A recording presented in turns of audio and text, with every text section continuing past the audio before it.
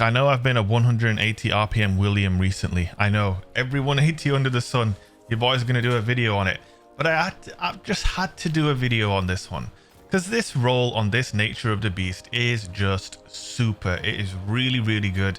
And I feel like this is a different sort of review to the other 180 videos I did. So if we look back, we did a Frontier's Cry video, which had tunnel vision and kill clips. So that was all about the damage boost, getting those 3 taps. And then we did a Malfeasance review, and Malfeasance is all about obviously getting those explosions, killing supers, hitting them for 5 shots, having loads of range, all that sort of thing. Now Malfeasance has its role with the explosions, and the kill clip 180s have their role with allowing you to constantly get 3 taps.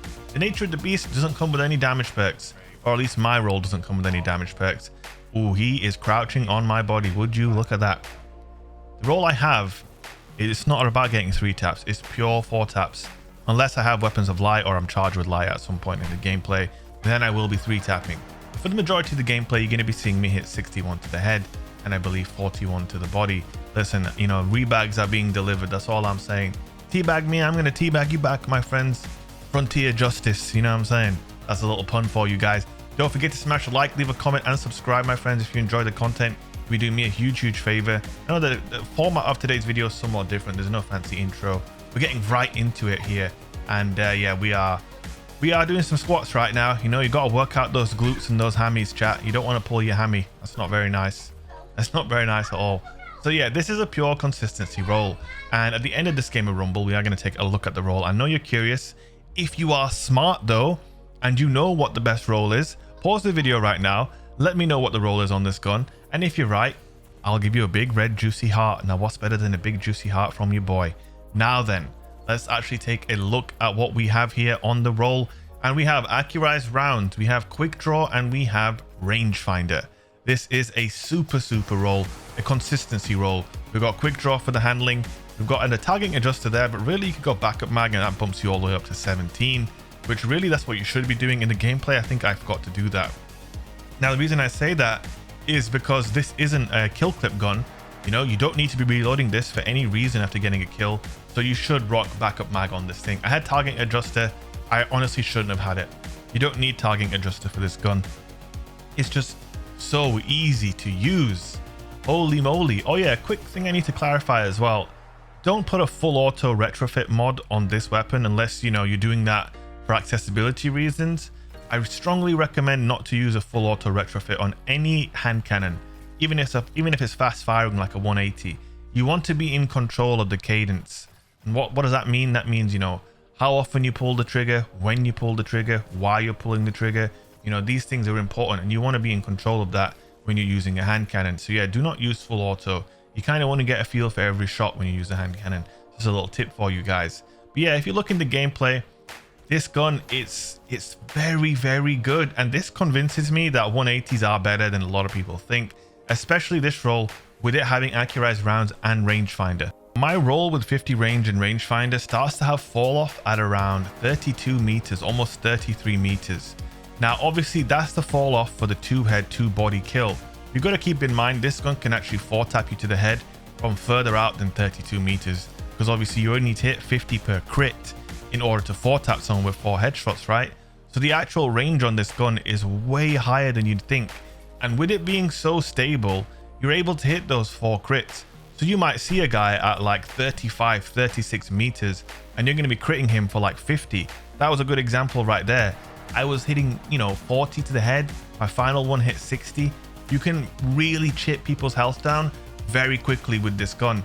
And if somebody is at 35 meters for an example, and they have an Austringer and it's a god roll, yes, it's a good gun. It's better than this gun for sure. But if they're not perfect, they're gonna lose. They have to be perfect. You don't. That's the big difference. Or, well, you do have to be perfect as well, but it's way easier to be perfect with a 180 RPM hand cannon than a 140 due to the recoil nature. It is literally aim and it will shoot where you're pointing, and it will continue to shoot where you're pointing. It's just way easier to use.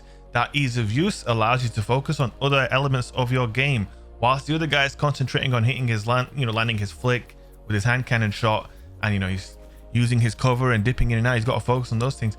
you can just focus on the fundamentals whilst the gun's almost working on autopilot for you. And I'm telling you, they're way better than you think. A guaranteed 1 second TTK with a hand cannon at like 36 meters is not bad. Not bad at all. Like really, it's not bad at all. Now, I'm always using 100 mobility when I use a 180 RPM hand cannon. I want to absolutely maximize any advantage I can get because my weapon's TTK is not optimal. 1 second TTK is not optimal for sure, but my strafe speed is optimal, and making players miss their shots whilst I don't miss a single bullet is optimal. You know, there are ways to make this work. It's not as bad as you think. And on top of that, you might think this weapon's unobtainable. That's not true. This weapon is actually farmable, and it is available right now in Dares of Eternity. That's right, this weapon is available. The loot in Dares of Eternity varies and rotates from week to week, and this week Nature of the Beast is available. So if you're looking at this video and you're thinking, man, I wish I kept one, or man, I wish I had one, well, you can actually get one by going into Dares of Eternity. So it is there and it is available for you if you have access to Dares of Eternity. I'm not sure how that works though. So yeah, this weapon is farmable, this weapon is consistent, this weapon is reliable, and it's easily one of the nicest feeling 180s in the game, just in terms of the look and the sight and the feel. That Suros hand cannon frame really lends itself well to a 180 precision hand cannon. I prefer this to any other Suros hand cannon that I've used, whether it's Cantata or any other Suros hand cannon. They just do not feel as good as this in my opinion. Now I am on controller, and I do think that does factor into my opinion a little bit because 180s have typically been more popular choices on controller for whatever reason, and that might be influencing my thought on this. And if you're on mouse and keyboard, maybe it's just not worth it. Probably isn't. It's just way easier to use a 140 on a mouse. They are very, very generous with those hitboxes. Obviously some mouse players don't like to admit that, but we know it's true.